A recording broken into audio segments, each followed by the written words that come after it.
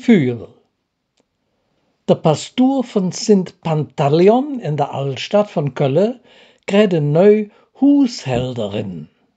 Wie die ein Zick alt bei ihrem Herr am Arbeiten war, tät ihr opfalle, dat immer jet Brut und ander Abfall vom Frühstück übrig bleef. Se tät der Herr Pastor fragen, ob se damit die Fühl fördern dürf. Und wie der da nix dagegen hat, tät se die Krale, die oft in der Hof komme, mit der Abfall fördere.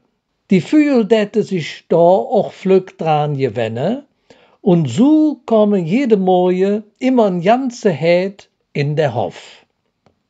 Doch eines Tages jovet kei Futter mehr für die Fühl. Die Hushälterin tät nix mehr streuen und die Krale maten ne ordentliche Krach und waren wie Jeck am Krakeele. Dat war so laut, dat der Herr Pastor sich erg gestört fühlt.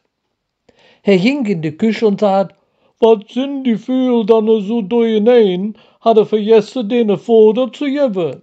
Nee, dat han ich nicht vergessen, sagt die Frau, die kriegen nix mehr von mir. Warum dat dann nicht? Fragt der Herr Pastor verbasert.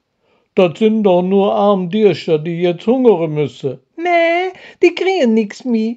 Die haben sich von unserem Herrgott abgewandt. Ich han gesehen, wie sie sich ob der Ton von der evangelischen Trinitatiskirche gesetzt haben.